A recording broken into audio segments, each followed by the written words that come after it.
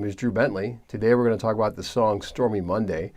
It's a T-Bone Walker song made famous by the Allman Brothers, I think 1971, live in the Fillmore, at the Fillmore record.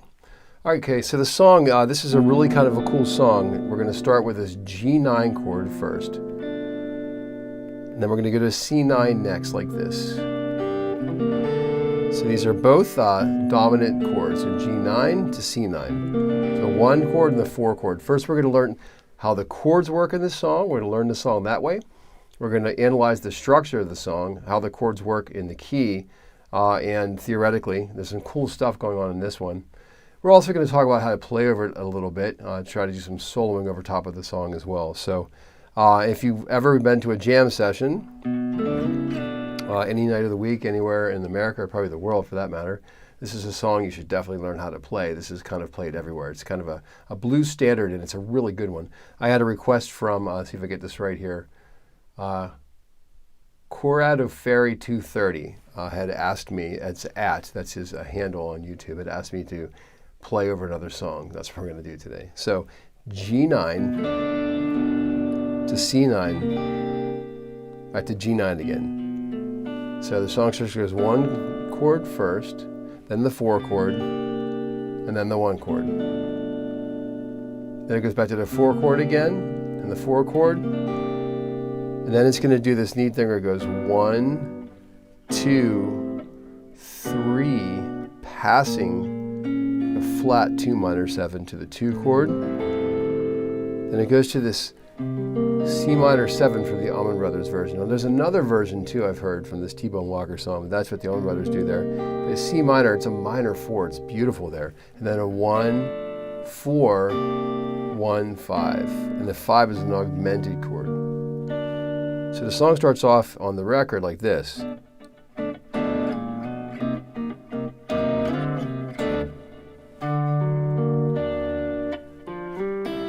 So what's happening here is you're playing the 1 chord, it's G9. If you can't play this yet, it's 1, A2, and then it's your 3rd finger on D3, third finger, 2nd finger G2, and 4th finger on B3. This is the 3rd, that's the 7th, that's the 9, and that's the 5th. It's a cool voicing for this chord. All right, I'm using piano technique, hybrid picking, to play this like this. So that's the 1st chord. So we're going to go like this.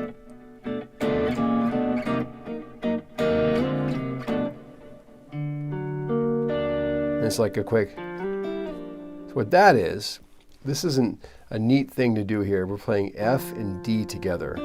This is an interval of a 6. Now if you play a 6th, it's better to use your 2nd and 3rd finger like this. If you have stacked intervals, you slide up with the 1st note on the D string and slide down the 2nd note on the B string. So it's boo-dio. It's very quick. Like that. So we have like.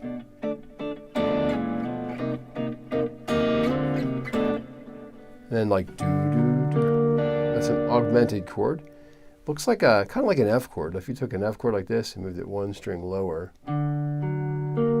augmented chord has a raised 5th.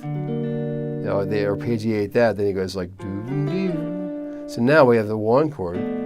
Throughout this entire song, there's this little slide thing happening on B3. It's like 1, 2, 3, 3, 2, 3, 3, 3, 4, 3, 3. It's this note up, and then this note back down. You can play them together.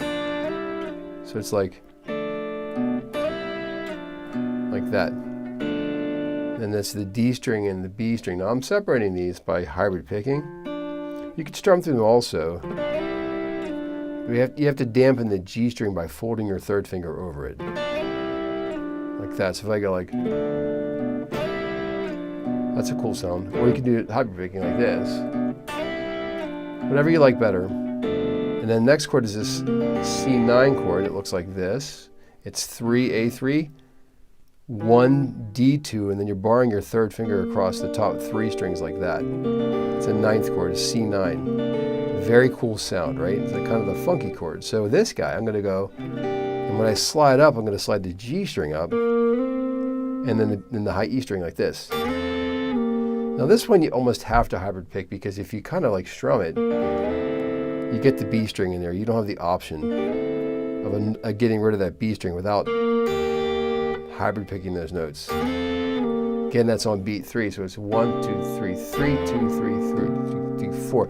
The time signature is 12/8, which is 1, 2, 3, 2, 2, 3, 3, 2, 3, 4, 2, 3. It's actually in 4/4, but it's 4 triplets. Triple, triple, triple, triple. That's a pretty common time signature for a blues song. So far we have, during the intro, we have.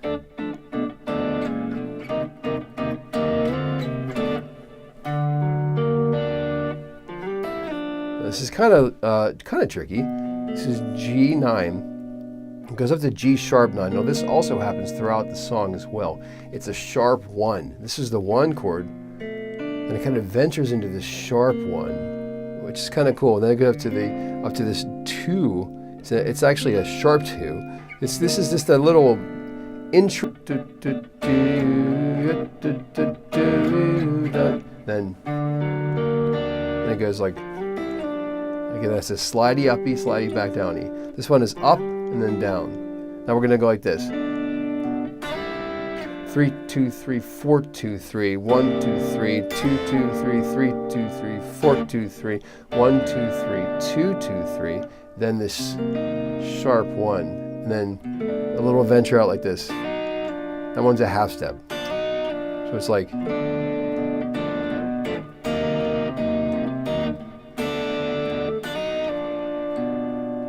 Back to this again, C9, the 4 chord.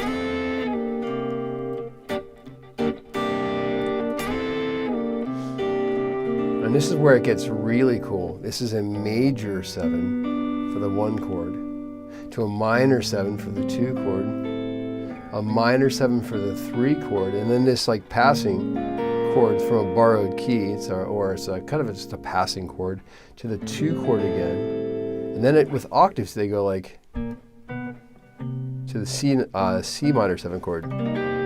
So I'm playing an octave of A sharp to B, so I can kind of go my thumb if I want to. C minor 7. Let's take a look at these chords. G major 7. This is not a bar chord. It's something called a drop 3 voicing of a 7th chord. Low E3, B3, D4, and G4. Now if you don't know how to play this chord yet, this is super duper useful. It looks like an A minor chord, right?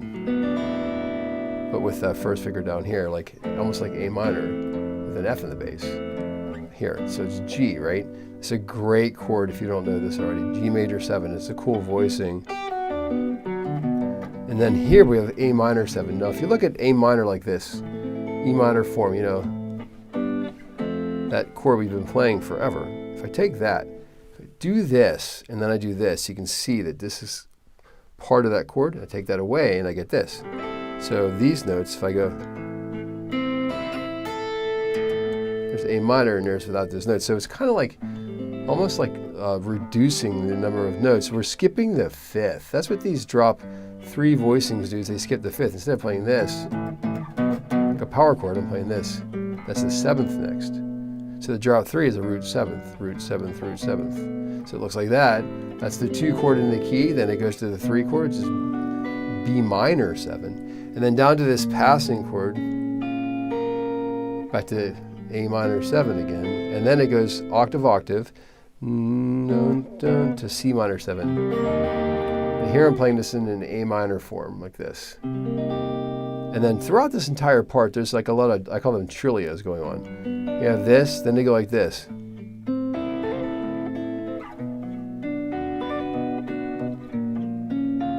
I'll show you that in a second. And there's like a trillia here, like. Well, that's a really cool thing to do. If you play your chords, you can just add these other notes to it, like that. Now, I know it's contradictory there. I know. I told you to play it this way. If you want to play it this way, the minor 7 chord like this, we could do a trillia like this. Like this. And then this. Or you can do it on the B string too. Like that. Now, I could also do the trillia from the minor 7 chord like this. Like this. This is the 13th of the chord. That's the 13th chord, a minor 13th. 1, 2, 2, 3, 1, 2, 3, 2, 2, 3, 1, 2, 3, 2, 2, 2, 2, I play that. Then I'm going to go octave, octave to this minor 7 chord. Some trillias on it, then 1, 2, 2, turn around, goes like this. 1, 4, 1, 5, augmented. Let's listen to this.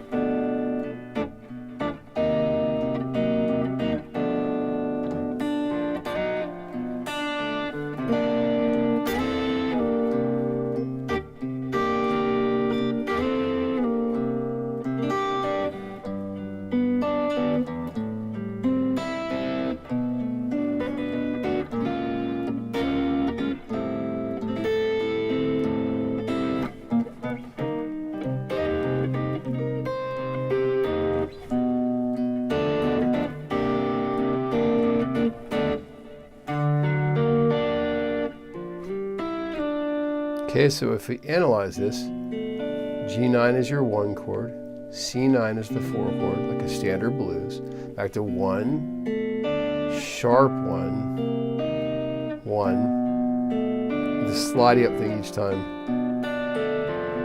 4, 4 again, major 1, and then 2, minor 3, and then a sharp passing chord, and then a minor 2. And these octaves walk up to the C minor chord. You can play it here, or you can play it here. Play it lots of places, actually. Play it here, wherever you want to play that chord. And then we're going to go 1, 4, 1, walk up augmented. So I'm going to play the chords on the backing track looper and play some of those parts over top of it so we can hear what it sounds like if 2 guitar players are playing the same thing I just played. I'm playing out of my Fractal Audio FM9, Axe FX FM9, and I've got the Robin Ford sound right now. The Robin Ford, he actually has the second Dumble ever made, Robin Ford does. I've seen it up close. I've got pictures of it from up close. It's cool. It looks like my yellow Fuchs amp does. That's probably why I got the yellow Fuchs amp. This is kind of modeled after that. The backing track, however, will be like a little small Fender Tweed amp. I like that sound a lot also. Again, it's all Fractal Audio stuff, and I use this for all the videos. Every video I've ever done that's had electric guitar, I think, has had Fractal Audio stuff going through it. Okay, so let's get the backing track going on. And I'm going to play some of these fills over top of it, and then we're going to start working on trying to improvise over top of the song. So here we go. So this is starting at the beginning of the verse, like the form, not the intro part. So now we have this. A little like, here's that slidey thing.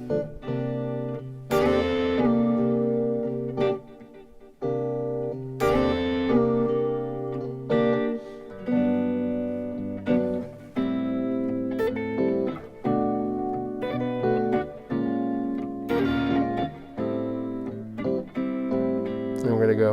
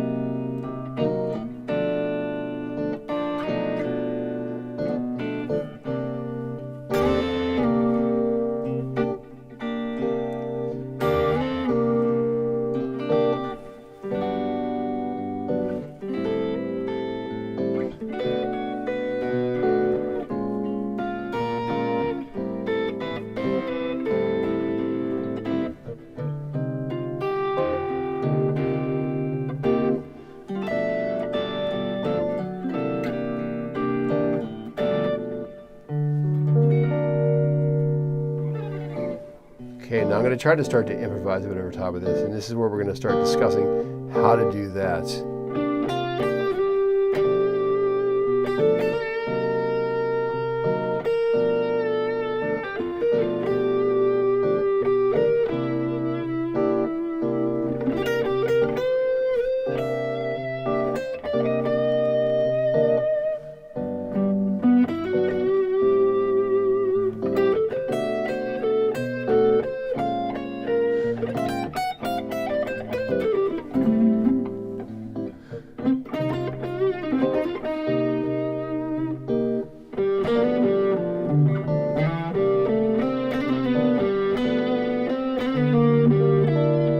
Now, how do you find those notes? That's the question. All right, so let's discuss this a little bit. This is not quite as simple as you might want it to be.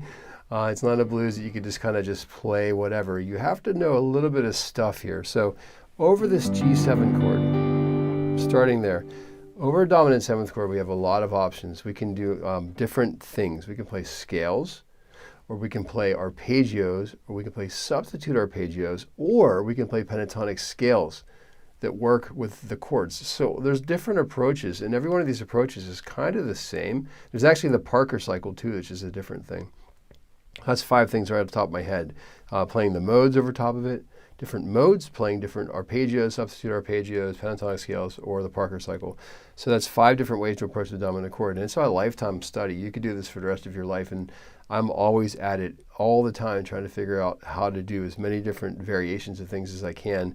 And it keeps you up at night because you're like, oh, I could get so much better at this. I know I could. If I play this G7 chord, there's a couple go-to things we can do to make this song happen like right now. The first one is to play out of a dominant 7th chord, but play just a couple notes. We'll just do 1 octave like this. So it's like the triad that you know and love. The 7th like this. Okay, so that will suffice.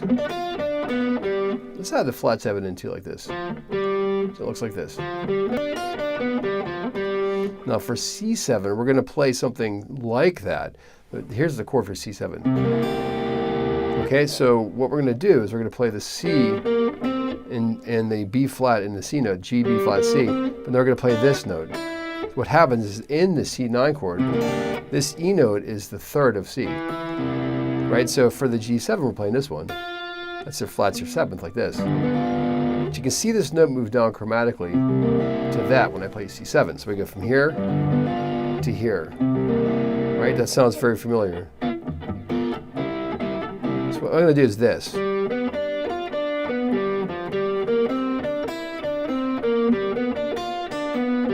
I just made this chord changes happen.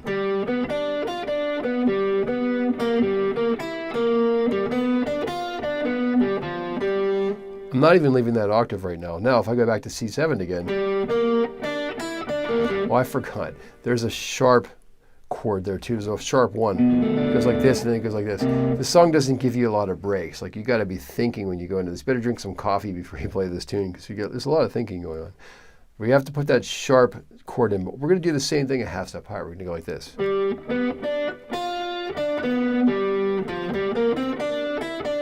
Like this, and move up a half step.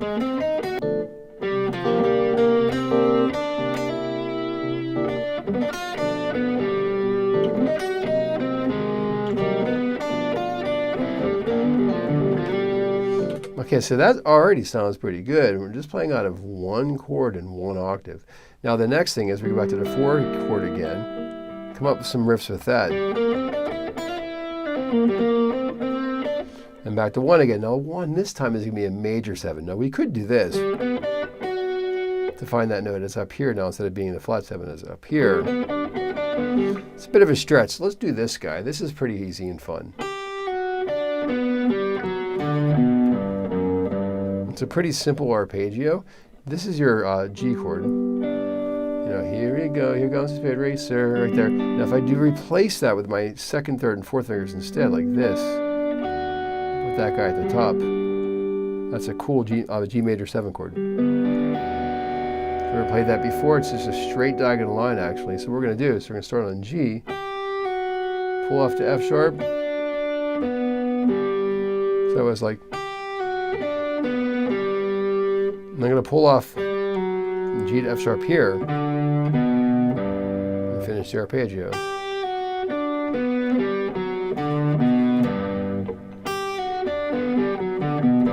Now for A minor 7, let's do something like that as well. Let's make this easy on ourselves. What do you think? We're going to go like this. The pentatonic scale looks like this. The arpeggio is going to be 4 of those 5 notes of the pentatonic scale. There's 4 notes in a 7th chord, root 3rd, 5th, flat 7. In this case, it's root flat 3rd, 5th, flat 7. So I'm going to play this.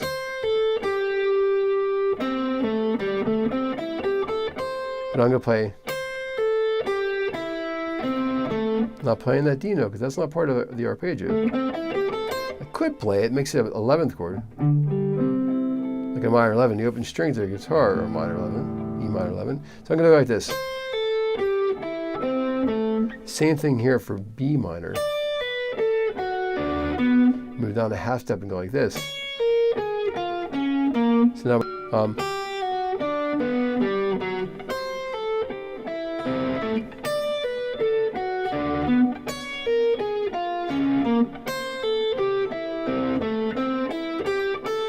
same thing for C, which is on the 8th fret, C minor chord. Now back to G7 again, C7, G7. Okay, now the augmented chord has no easy answer for it. This is when it gets really kind of wonky because augmented is it's a unique thing. It's a 6-note scale. It's a symmetrical scale. So actually, this is going to be kind of like, if you're not really following this, but if you look at a jazz melodic minor scale, it's actually a combination of a diminished scale and then a whole tone scale, then a diminished scale, then a whole tone scale. You can see it. If I go like this, that's diminished. That's whole tone, diminished. So it's diminished, then it's whole tone, then it's diminished. So if I play the augmented part, I can do two things. I could play something like that, or I could just play the whole tone scale. The diminished scale may not work because there's some parts that are a little bit abrasive, but it might sound cool anyways, because like the major 7 is going to be our stuck point there, because this is a major 7. This is a not major, it's augmented, so that might be a little too much of a bridge too far for that one. However, the whole tone scale is your best friend. The whole tone scale is pretty easy to conceptualize. It's all whole tones. Much like the chromatic scale, it's all half steps. This guy is all whole steps. What you do is you figure out the patterns. They're pretty easy. I'm going to go 5, 7, 9, 6, 8, 5, 7, 9. That's kind of cool sounding, right? Now, there's also a pattern up here too. If you look at the same thing starting on D, right here, if I go D, E, F sharp, G sharp looks like this.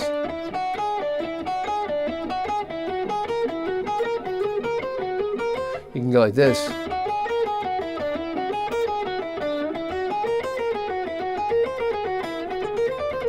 Keeps repeating itself up the guitar like a diminished idea, how diminished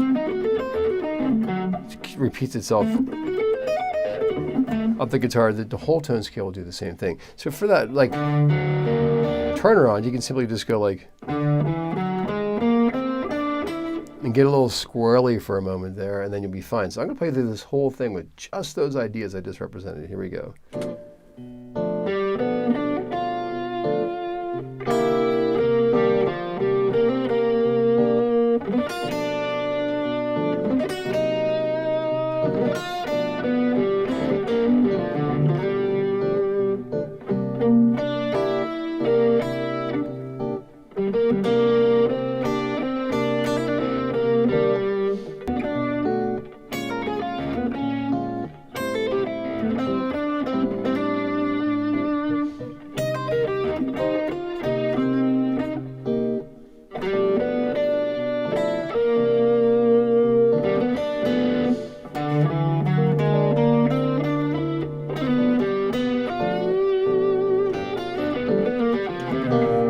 Now, of course, we can go way beyond that, but that gets you started. That gets you in the ballpark, right? Now, another approach we can do, oh yeah, I should say that maybe the best thing to do is to start learning your arpeggios across the entire guitar. You can learn how to do that everywhere, not just in that little section right there, right? But you play everywhere. So right now we're playing arpeggios. We're playing inside of the chords. We're playing the kind of just outlining what the song is, right? We could also, I guess, kind of look at pentatonic as well and do a blend of arpeggios and pentatonic together. So if I do this, and I do this, right? If you go back to a video, I'll just kind of put this out here on the channel right here. I'll just put this right here. I'll talk about how to approach a dominant 7th chord using a pentatonic scale You can do this over a couple things. We could do the thirds and the sevenths like this. Like this. Or we can go, I'm playing the thirds, going minor third then major third. And that's pretty common. We could also do another approach over the 4 chord. We play the G minor pentatonic scale and play a third instead of the 7th. So you can use pentatonic scale for that. Then when you get to this, that gets a little trickier. Now, there are pentatonic scales you can use over that. F sharp minor pentatonic will work over G major. That creates a Lydian sound. You can play Dorian over A minor, and then do frets higher for B minor. There's all kinds of pentatonic substitutions. That gets to be confusing. Let's just kind of stay where we are. Over this part, the 1 chord and the 4 chord, you can try the pentatonic scale with those approaches of thirds and the sevenths with a little bit of a bend to them. Or you can go, we play the third, minor third and the major third, and then this. That was the wrong note. Kind of creates a tritone, like. There's a video on the channel right here on how to play the blues with only 6 notes. It talks about how to use guide tones to play through the blues. Okay, so let's continue on here. Another approach we can play over this is to play a mode. So over the 1 chord, we can play this Mixolydian scale.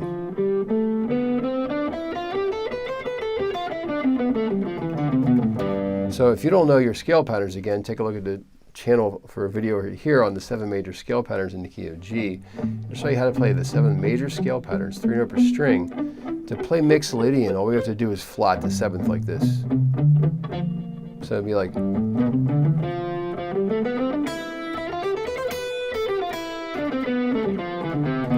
Sounds a different sound than major does, and for the C chord, same thing. Play Mixolydian over that as well. So over the 1 chord, we can play G major. We could conceivably play it because it's a major, or we could play Lydian on that too, like this. Lydian might sound better over G major 7 because jazz generally doesn't play major. Generally, it has some kind of tension in it. So the Lydian scale gives you a sharp 4 over the major chord, which sounds pretty cool. Over A minor, we could play, if we wanted to, we could play A Dorian over that and play B Dorian. I'd play B Phrygian over the B minor chord because that is actually the 3rd of that key. Then here, this is kind of like no man's land because it's not actually in the key. That's when it goes off the rails. It's from a borrowed key, I'm sure. Then with A minor, just think of it as an appoggiatura, which is an Italian fancy word for neighboring tone. It's just a neighboring tone. Sounds like the Attitude song, right? Actually, it's down here, I think. Anyways, that's Steve Vai. That's a Steve Vai song. So now I can play modally over this entire thing. That's what I'm trying to point out. So learning your modes is worth it as well. You could also just go at this song with just the pentatonic scale. Just play G minor pentatonic scale and see what happens. You're going to create some cool tensions because you're playing some notes that are really in, and then some of them just inherently won't be because the chord changes are so happening so much, and you're staying home. So you're staying home with your scale. You're not moving at all. The chords are moving around you. And then you're creating something where you're making the chords work for you. You're making them become outside while you're playing inside versus you trying to play outside of inside chords, if that makes any sense. So there's lots of different approaches. We can also take a look at stuff like you might want to learn how to play your jazz melodic minor scales. That's a huge deal. Like this guy's called Lydian Dominant. I'm playing the D jazz melodic minor scale starting on the 4th degree. Another one that's really cool, if I play A flat minor, melodic minor scale, start half step lower, I get something called the super Locrian mode. It's also known as the altered scale. This guy has all the outside notes. So at some point, I'll make some videos about how to utilize the melodic minor scale and also harmonic minor scale as well. There's a mode on the harmonic minor scale, the 5th degree, called Phrygian dominant. That's sort of the Django Reinhardt approach. So it's a gypsy jazz scale. Sounds like this.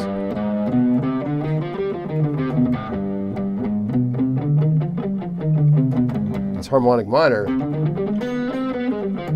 starting here.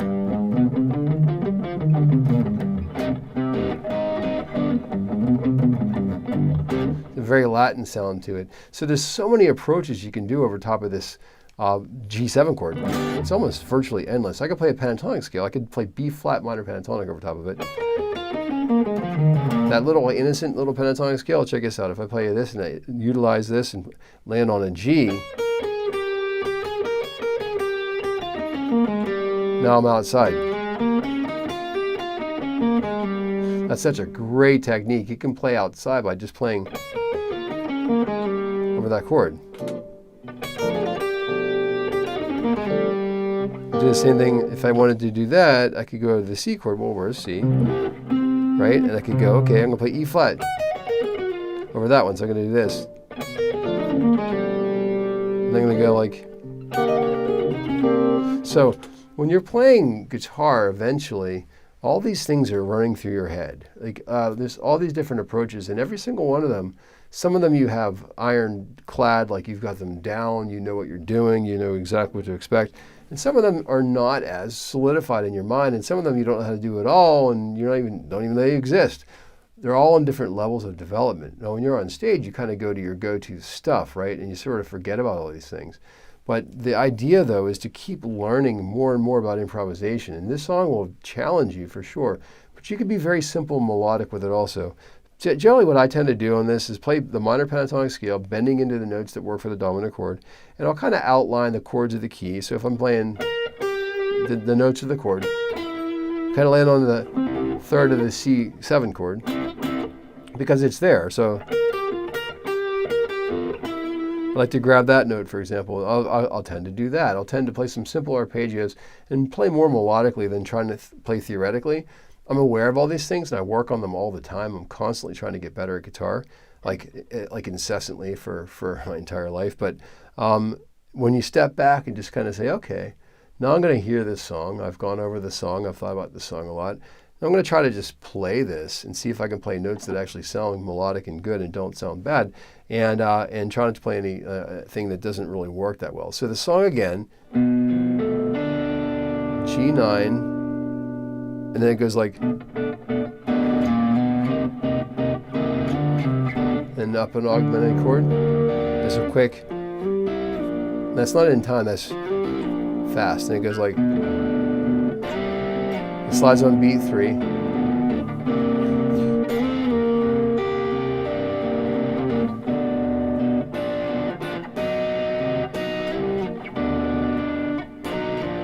goes back to this chord, 4 chord.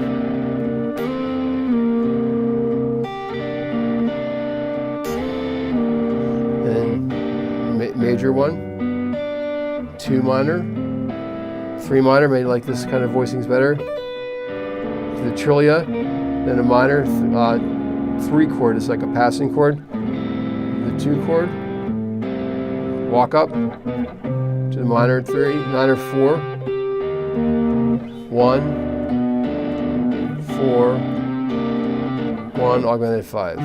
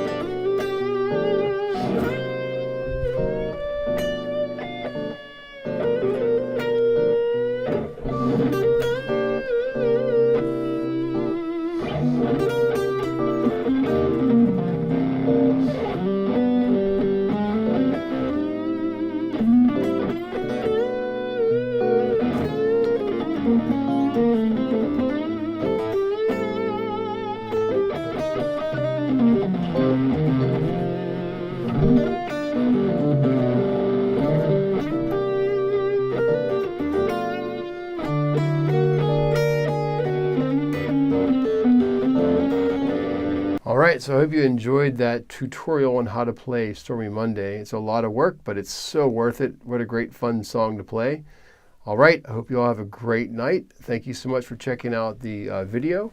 If you like the channel, please subscribe. There's lots of lessons over there on the lesson channel. I try to do this live streaming at least a couple days a week after guitar lessons here in the lesson studio. So please stop by and say hi. If you have any requests of things you want me to cover, let me know, and you can comment in the comment section, and I'll see you next time. Thanks.